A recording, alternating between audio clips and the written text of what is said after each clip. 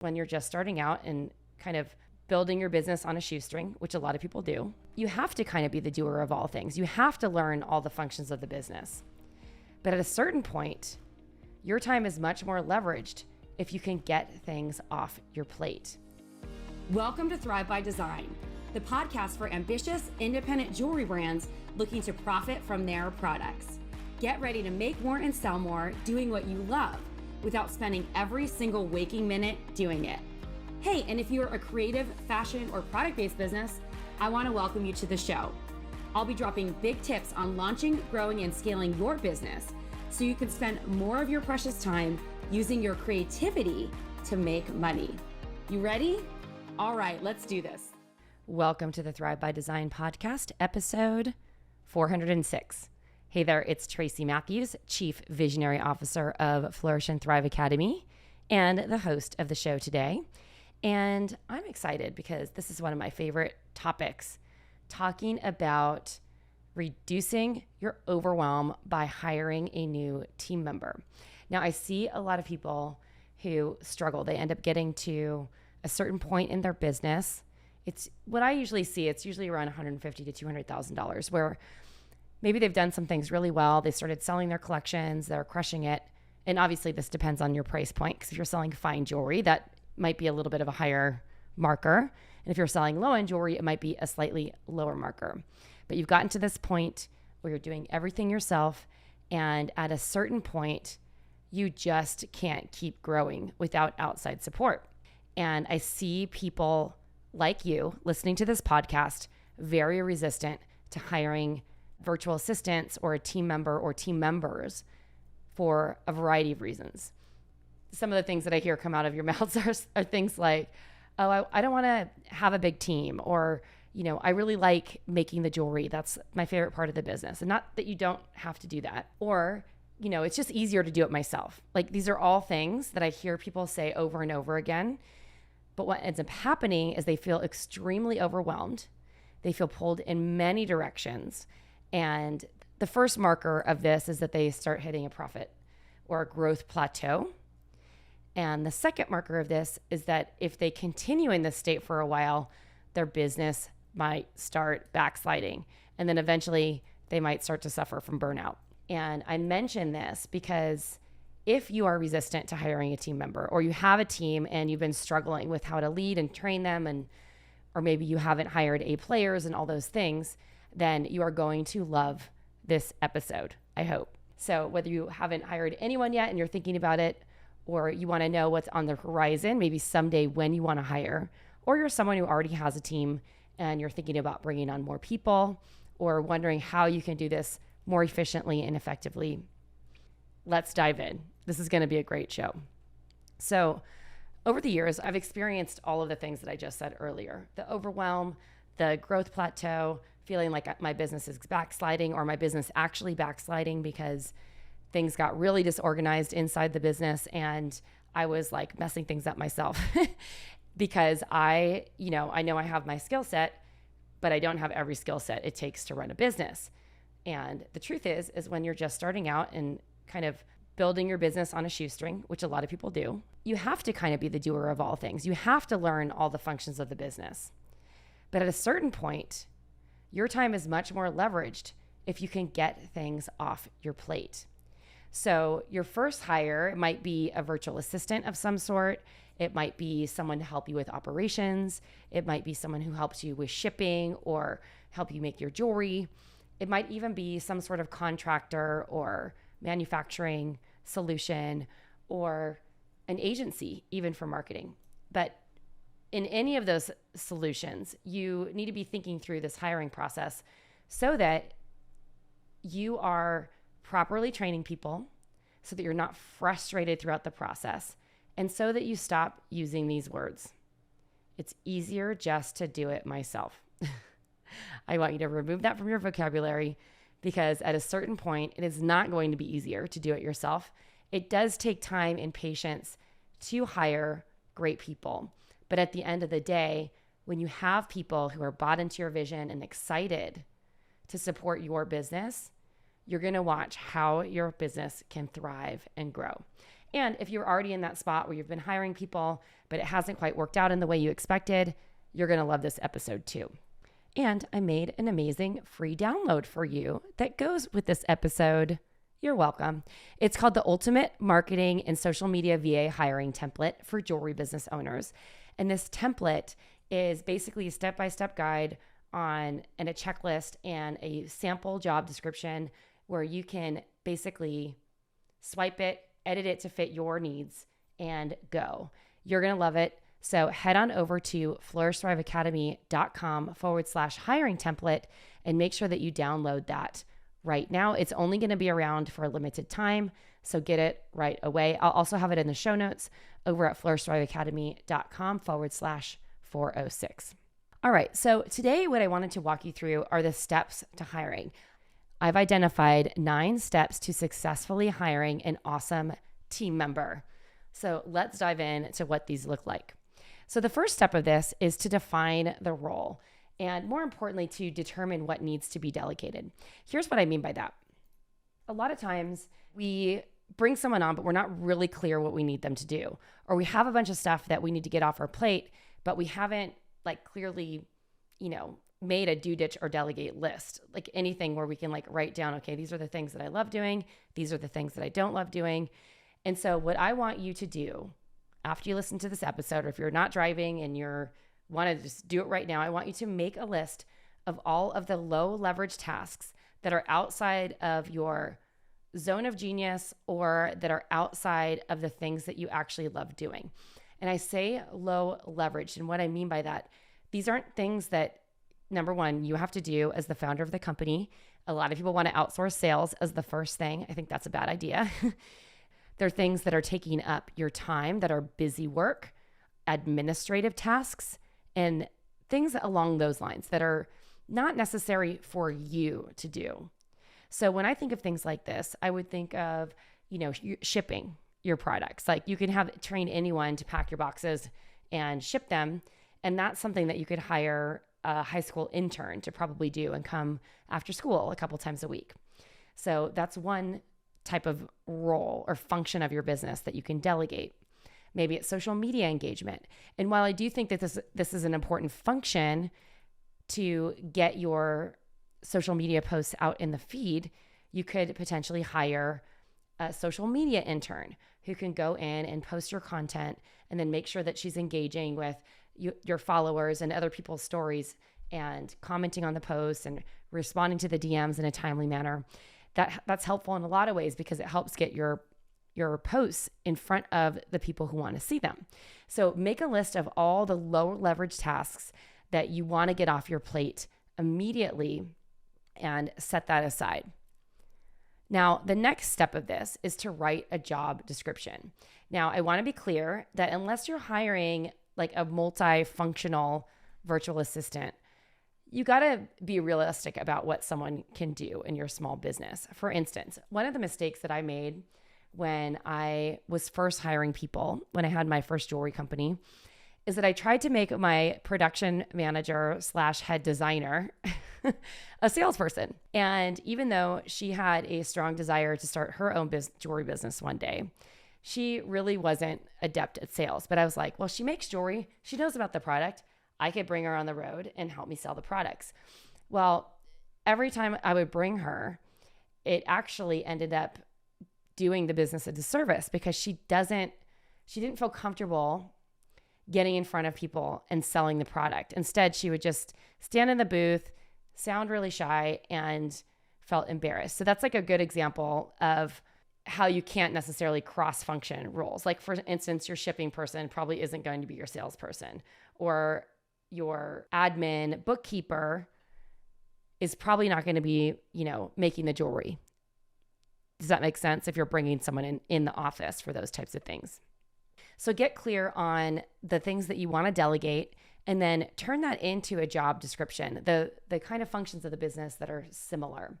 So if you're hiring someone for general all-around office assistance or something along those lines, that type of person can do a variety of different things often. And they might be able to do the shipping, maybe do some bookkeeping, organize the orders for production, like things like that are more administrative work. And so think through that type of thing. Like, what is the big function of the business that you want to get off your plate right away, and hire for that. Then once you have that job description, you want to post it on job boards, internship sites, schools that might have the type of people that you're looking for, LinkedIn, social media, and other hiring sites like ZipRecruiter or Indeed. There's lots of them out there. You can Google them. There's also a great website that I haven't tried this yet, but I've heard some of my colleagues posting on Create Cultivate for jobs in more creative veins. So if you're looking for someone for marketing, that might be a good place to start to look for a candidate. Now, step number 3 is to pre-vet and interview the candidate. So one of the things that I like to do is I write a job description, kind of like what we would do for a sales letter. Like, we're basically selling the candidate on why they would want to work for Flourish and Thrive. Then what we do is at the bottom of that job description, there is an application form where they can apply. On some of the different job posting sites, you have to position this a little bit differently because you can't just put a link to an application. They're going to require you to request a resume first. So what we do, so that's just a side note, but if you have this posted on your website and you're driving traffic to your website, you can have a link to the application right there. And that application gives them instructions on how to apply and gathers all the information you need. So I call this a hiring hurdle. So we want to capture all the necessary information, similarly to like you would do for a custom jewelry client. Let's say you need a lot of information about it to determine if they're going to be a good fit. You want to do the same thing here. So you ask them a bunch of pre-vet hiring questions. You ask for personality assessments, maybe a few little mini tests in there, different things that are going to really support you in understanding, is this a candidate going to be a great fit for you and your team? And this kind of helps you narrow down the pool of people into a smaller pool of people. Now, you might be asking, what do you do about a resume? So we do collect resumes just to preview them, but we don't necessarily hire on resumes. Resumes don't tell you that much about people, except for maybe their work history, the types of companies that they work for. You don't really know how they work until you experience them working. And I'm going to explain what I mean by that a little bit later. And I also want to mention that we're coming up on a sprint in our Momentum program where we're going to be teaching this whole hiring process top to bottom. And I'm going to be showing you exactly how we do it and how we've gotten great candidates in the process. So you may collect a resume, but it's not the thing that I would necessarily hire on. These interview questions are extremely important. Now, the fourth step to this is to vet and test the top talent. So from that interview stage where you're pre-vetting and gathering information about the candidates, you select 3 to 8 winners from there. And then you start narrowing it down to the vetting process. Once you have this narrowed down, you're going to pick 3 candidates and check their references and ask your candidates to do a test project. Typically, the test project is something that they would be doing in their actual role. So, and it's about 5 to 15 hours of work, maybe a little bit more for a senior position. Basically, you don't know if someone's going to work out for you if you don't see how they work. And anytime I've skipped this step, even in the higher level positions, it's really bitten me in the ass. And I'm going to be honest about that.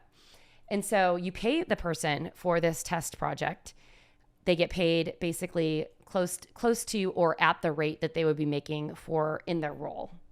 And this is just a way for you to see how they work and the kind of content that they deliver. Now, let me share an example of why this is so important. We recently hired an operations manager over here at Flourish and Thrive, and we had probably about 50 people apply to the position. We narrowed it down to about 3 to 5 key people. And the top 3 people that we interviewed, one of them was someone that actually my integrator knew about, Danny. She knew her before. So it was an interesting coincidence when they got on the call and had their interview. They were like, oh my gosh, I know you before. And then there was a candidate that came referred by someone else on my team who was completely 100% qualified for the role and on paper would look like the perfect choice to make. Then we had someone that was also a referral from someone else on my team. It was interesting that all these people kind of came in semi or referred from other people who did not have direct experience, who wasn't a natural fit for the role. And it was interesting because I kept an open mind. We brought everything to the final interview, and Danny spoke to them. I spoke to them. We had our normal behavioral interview questions. We talked a lot, and then we put them all through a test project. And what was fascinating to me is the person who was the most qualified for the role had an insane salary requirement. Basically, she wanted to get paid what the COO of a major corporation wanted to get paid, and my little business couldn't afford to do that. But I also was checking, kind of gauging personality type. And I realized that seeing how she worked, her work was excellent, but I knew that I probably wouldn't work well for her. And even though she said that she would come in at the salary that we were offering for this role, I know when someone has an exorbitant salary requirement or desired salary that they want to make, and that's kind of what they're presenting up front to you, that more than likely they're going to leave really quickly. Hiring someone who requests a lot more money doesn't necessarily mean that they're better for the position. And I can give you multiple examples of this in my experience. The two other candidates were willing to come in at what we basically had budgeted for this. And we also offered them a bonus compensation after their first 90 days based on some markers and milestones that they're supposed to hit. So this was interesting because when we got all the test projects back, the person that came and referred by our integrator, I thought that she would probably have beaten out the other candidate that we were considering hiring. But in fact, when I saw the work from all three candidates, it was very clear who was going to be the best for this role. And it was the person that we ended up hiring who had the least amount of direct experience in this role. So, and she's doing a great job. She's been with us for a month.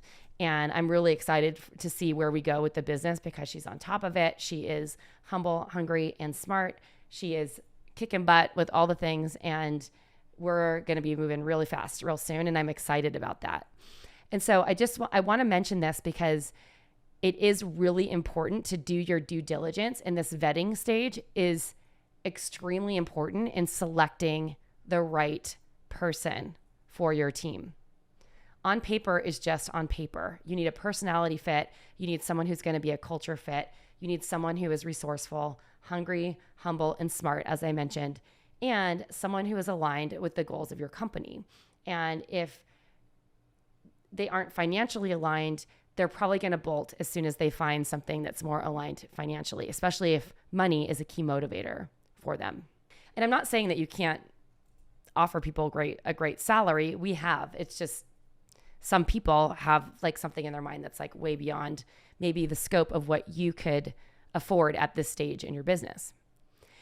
So step number 5 is to send an offer letter. So this is important. This can also work as a contract. We have an offer letter that is a combination, basically employment contract and offer. It's written in legal terms and all those things. And we send out the offer letter. They sign the offer letter and that is as their basically employment contract. And then they also sign a non-disclosure agreement and determining whether or not they're going to be a contractor, meaning they're going to be working for multiple people at the same time, or an employee, they're working just dedicated for you and coming into your office, or however you look at that, is something that needs to be considered up front in this stage. So obviously every single state is different. You need to look at the laws in your state or your country to see what is best for you. Certain people would qualify to be independent contractors. And if that's the case, you want to make sure that your contract indicates that they are independent contractors and the languaging is proper for that. And if they're an employee, you need to also indicate that they are an employee and list out the benefits that they'll be getting as an employee of your company in that offer letter. And then once you've sent out the offer letter and it's been accepted, you want to make sure that you message the other candidates and tell them that you've moved in another direction.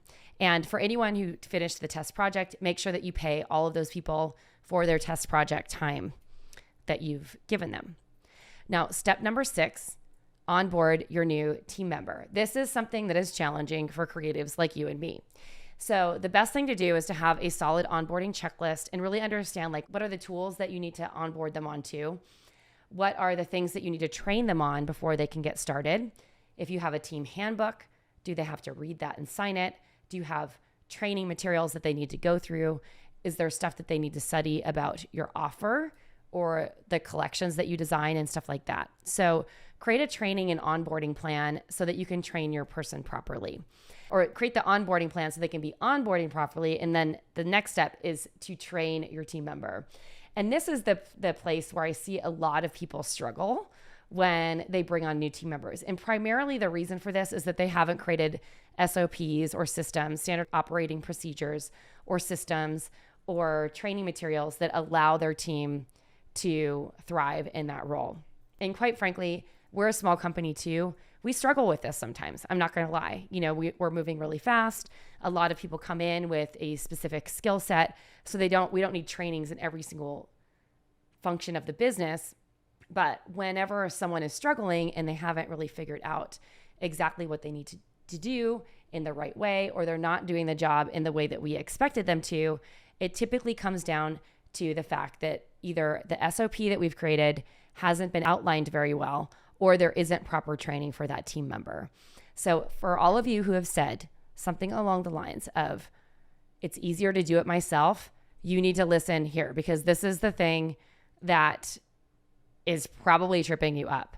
You need proper training. And yes, it does take a little bit of time up front in the beginning, probably more than you're comfortable with, but it is important. And especially if you're hiring someone who's like your second hand or your second person, meaning like an operator or your number two in your business. I'm going to be doing an interview with Carla Guerrero of Lita Seaglass. She was on the podcast actually a couple weeks ago, but then I asked her if she and her integrator would come on and talk to us a little bit more about how they work together, because they have a great partnership. And I say partnership, meaning that they're building this business together. And it's incredible to see how they work together. So I'm excited to share that interview with you when we get it live. So make sure that you're training your team members, because you can't expect them to do the job that you want them to do and to know just what to do without you setting expectations and telling them what they're supposed to do. Step number 8 is hold your team members accountable with KPIs and goals. So KPIs are just key performance indicators. These are a way to track the success or give people markers of where they're going in their role. So a KPI for a marketing person might be grow our social media following by, 100 followers every single month. Like that would be a solid KPI. Another KPI for a team member in a marketing position would be something along the lines of like, have all of our social media content batched and ready to go 1 week before launch date. So the week before, they have everything ready. The marketing calendar is planned out. You have time to preview it and check it out and get through it. So, and there's a lot more different things that you can do to create KPIs for your team, but that's just an example of how you can create measurable performance indicators that are going to help them know that they're doing a good job. And then there's other things like OKRs and goals that you're setting for them and your vision of what success looks like in that role, et cetera. So make sure that you list all those things out and make whatever it is measurable so that you can track it. It's not just like post on social media. That's not a trackable enough goal. You have to have a metric tied to it. So maybe it's 7 days a week or 4 times a week with the specific type of content that you want them to post, et cetera. Now, the next step number 9, is 90-day evaluation. You could do 30, 60, 90-day evaluations or just a 90-day evaluation. I think getting in a regular cadence, 30, 60, 90, is a great way to get started when you're just starting with a new person. And you could do a check-in at 30 days, a check-in at 60 days, a check-in at 90 days, and also have 30, 60, and 90-day targets that you have expectations of them to hit. And it's important to check in because if they don't hit the target, you need to evaluate why. Was the target too ambitious? Are they not the right fit, etc.? So I have a friend who I do have an accountability group with, and she hired an ops person a while back, and she had given her this goal of reorganizing and restructuring all of her content for this event. And this is something that was in the skill set of this person that she hired. This person was trained in events, and it's a totally different type of business, but she kept checking in like, hey, I'd like to see progress on where things were going. And after a month, she realized that the person hadn't done any work at all. And this is why it's important to have these markers and check-ins, because you might get to a point where you're paying someone for 90 days and they're not actually getting what you need them to get done. And so I want to just remind you that that's really important to be able to track their progress and success. So I hope these 9 steps of a hiring process were helpful for you. If you are thinking about hiring someone and you'd like some support and you want to follow our step-by-step system and learn how to develop and create better SOPs, how to create a team handbook, how to hire, vet, and manage team, because that is the key. The managing piece, I think, is really challenging for a lot of creative types, and become a better leader in your company so that people stay for the long haul. It's really expensive to have churn with your team members.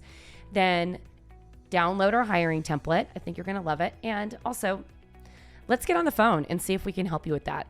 You can head on over to flourishthriveacademy.com/discovery call and book in your free discovery call, and we can talk about your business and our upcoming Momentum Train Your Team sprint that's going to be starting real soon. We'd love to invite you to join the Momentum program.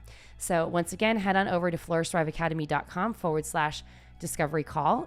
Let's connect and chat and see if it's a good fit. All right, this is Tracy Matthews signing off. Until next time, thanks so much for listening today. Ciao for now.